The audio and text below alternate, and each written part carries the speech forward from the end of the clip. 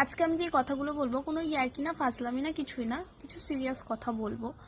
তো মানে আমি রোজকারের মতন ইনস্টাগ্রামে রিলস দেখছিলাম, দেখতে দেখতে একটা ভিডিও আমার সামনে আসলো।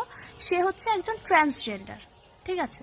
তো ঠিক আছে ভাই, আমি অবশ্যই তাদের রেসপেক্ট করি, কিন্তু সেখানে দাঁড়িয়ে তুমি যখন ছেলে থেকে মেয়েতে রূপান্তরিত হয়েছো, তার মানে তোমার মধ্যে যেহেতু মানে মেয়েদের হরমোনটা বেশি বা যাই হোক সবাই জানে এগুলো, তো সেইখানে দাঁড়িয়ে তুমি যখন মেয়েতে পরিণত হয়েছো সমস্ত কিছু A to Z, হুম, তো সে ওটা যখন হয়েছে তাহলে মেয়েদের মতন ভদ্র সভ্য ড্রেস পর, হ্যাঁ, আবার সব মেয়েরাও মানে সমান না, সব মেয়েরাও ভদ্র সভ্য ড্রেসও পরে না, আবার সব মেয়েরাও যে মানে খারাপ ড্রেস পরে সেটাও না, সবার সব কিছুর মধ্যে এসে আছে। কিন্তু যখন তুমি হয়েছো তাহলে তুমি মেয়েদের সেই সব মানে সব মেয়েরা তো আর এরকম না, সেম না, তাহলে তুমি মেয়েদের সেই সম্মানটা রাখো, অন্তত সম্মানের জিনিসগুলো সেগুলো তোমরা ঢেকে ঢুকে ঠিক করে রাখো। আর কি খোলাভাবে বলবো ভাই, মানে আমি সেখানে কমেন্টসও করলাম, মানে মানে এতটাই নোংরা ভাবে করেছে, মানে মেয়েরাও অতটা, সত্যি কথা, ওখানে অনেকেই কমেন্টস করেছে, মানে মেয়েরাও